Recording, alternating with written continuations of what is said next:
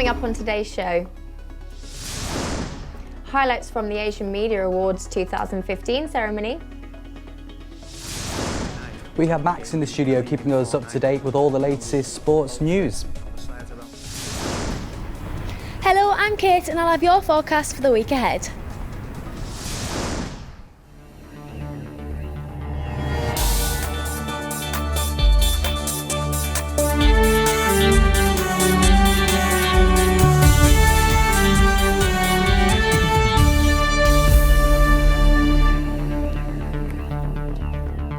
Welcome to Quays News. First today, Thursday saw the third annual Asian Media Awards take place at the Hilton Hotel. The night commemorates Asian talent in the media industry across all platforms. Awards included Best TV Shows, which went to Desi Rascals. ITV Ranveer Singh took Media Personality of the Year, and Noreen Khan shone as she picked up her recognition for Best Radio Show. The Telegraph Ski and Snowboarding Show North hosted a frosty fashion show at Event City this Halloween. The event featured major ski holiday firms offering competitions to win holidays, inflatable ski slopes and mountain jeep simulations for snow sports enthusiasts. Professional breakdancers broke the ice with the opening fashion show that presented snow sports such as IDI and Retro Mountain. The full catwalk was set against pulsing soundtracks, creating a cool atmosphere that helped illustrate stories performed by the dancers in the snow sports wear. The show has been known to draw crowds at previous Telegraph and ski snowboarding events, and this year was no different. Now it's over to Max with all the latest sports, and I hear, Max, that a big fight has been announced in Manchester. That's right, Inzi. We'll start with the news that broke yesterday. The confirmation that world champion Carl Frampton will fight Scott Quigg in a double world title fight at Manchester Arena. The fighters will meet on the 27th of February next year. Both Frampton and Quigg are world champions at super bantamweight, and the long-awaited clash between the undefeated pair will unify both belts. Now, it has been 3.5 years since the football community was rocked when Fabrice Muamba collapsed with a heart attack on the pitch at White Hart Lane. The 27-year-old was in effect dead for over 90 minutes before doctors managed to revive him. The incident sparked campaigns to put defibrillators in public spaces, such as football stadia. But what does that mean for clubs in and around Manchester? Oliver Mackenzie talked to Droylsden Secretary Brian Pace about the benefits of their new defibrillator. Yeah, the FA did a scheme whereby they provide 50% of the funds and the club comes up with the other 50% of the funds. So our supporters club, they raise money for charities and themselves and they put the rest of the money. So we've had it for a couple of years now. So how much did the defibrillator actually cost the club then? I think it was about £400, but correct me if I'm wrong, but I think it was something like that, which was raised by the supporters club here at Droylsden FC. And then the FA obviously foot the bill for the other 400, yeah.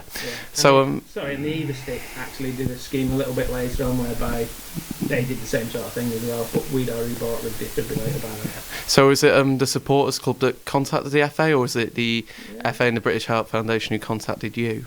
Well, it was the club that contacted the FA, yeah, and we thought it was a great thing to have at the club, and we went from there. Obviously, there's been an increased demand in the presence of defibrillators at football grounds, not least since Fabrice Muamba's heart attack at White Hart Lane. Is having a defibrillator at the ground a major reassurance both to players and fans that if the worst comes to it and they have a heart attack on the pitch or some other heart failure, that they can get the support instantly there rather than having to wait for an ambulance? Well, that's right. I mean, it's got to be. I mean, we've had a couple of instances here in the past and they've not all ended well. Is it just the first aiders that are trained under the defibrillators, or would you and Dave and the players also have some form of training in them when acquiring the defibrillator? Well, that's the beauty about the defibrillator. If they're in a package, if you open them up, there's a step-by-step instruction. So really, you don't really need any training. It tells you exactly what to do. And if you want to see that interview in full, it will be available on the Quays News website after the show. Moving ahead to this Friday's big match, Salford City will play arguably the biggest game in the history of their club. They are taking on Notts County in the first round of the FA Cup. After their defeat in the FA Trophy to Northwich Town, we spoke to Salford's joint manager Bernard Morley to see how his side was preparing to host a League One outfit. Our main priority is the league. We're in the first round proper of the FA Cup next week, which again is probably a distraction, to be honest with you. But we can't wait for it. You know, me included, Jono, we're buzzing. But reality is, if we win tonight, it's another game we lose in the league in a fortnight. You know, hopefully, you know, the sides around us have won tomorrow. Well, we'll win tomorrow around us, so we can get a game back on the Saturday. Just finally, without giving too much away, how's this week going to be? What do you expect? It's going to be an experience, if anything. You know, I've not been here before, so I can't say how it's going to be. I'm surmising it's going to be really busy, and I just want the lads to enjoy it because, you know, for some of us, it might never happen again. Me and Jono included. We're just going to prepare right and believe we can go and have a go, and the main thing is compete. And that's the side that, you know, mine and Jono's teams compete no matter who we play against or what level it's at or what competition it is. We've just got to be organised and make sure, you know, we've got everybody that's buying into it. Make sure everyone feels a part next Friday. Finally, there's a brand new exhibition at the National Football Museum called Pitch to Pixel.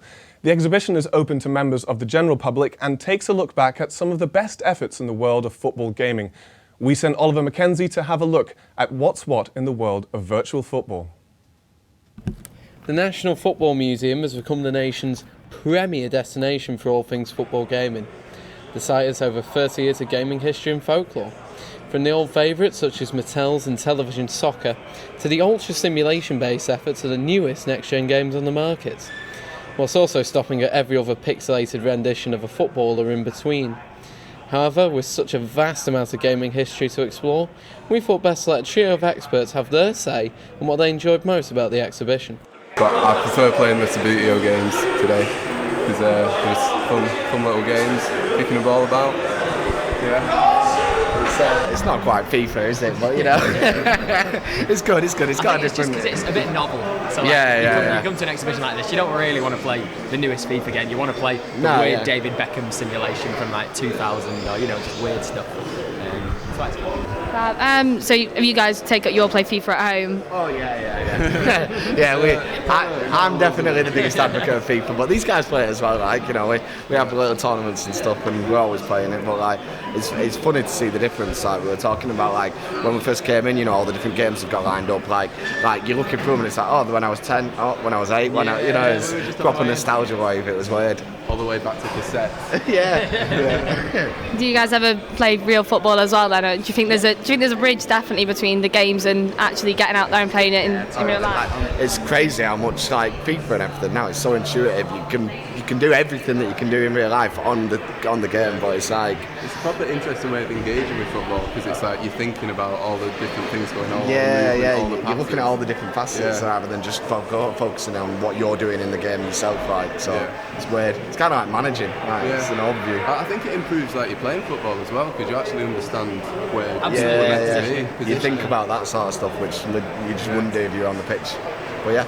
With games becoming ever more realistic, perhaps the idea of simulating the pain of a real foul through a games console could become a reality, although the chances of my face being plastered over the cover of the new Football Manager remain disappointingly slim. Well worth a visit, that one, and that's all for your sport today.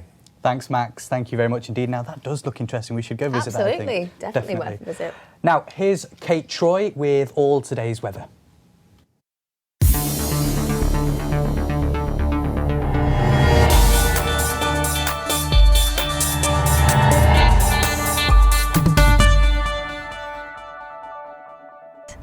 Good afternoon. Now, I've had a little bit of a dull and a misty morning today, unfortunately, and it doesn't look like the weather is going to be getting any better. With the winds picking up a little bit, it's going to be a chilly and a settled afternoon. Moving on into Wednesday now, and that northerly breeze is staying with us, so the temperatures are not looking too healthy, maybe around the 10 or 12 degree mark. It's looking mostly cool, dry and bright with some spells of sunshine, and of course it wouldn't be Manchester if there wasn't a touch of rain here or there, and it looks like we're going to get that on Thursday. Hopefully become much drier and brighter on Friday, so it definitely looks like the winter weather is on its way. Now that's all we have time for today, but don't forget to catch us on Twitter @Quays News and also on Facebook at .com/Quays News.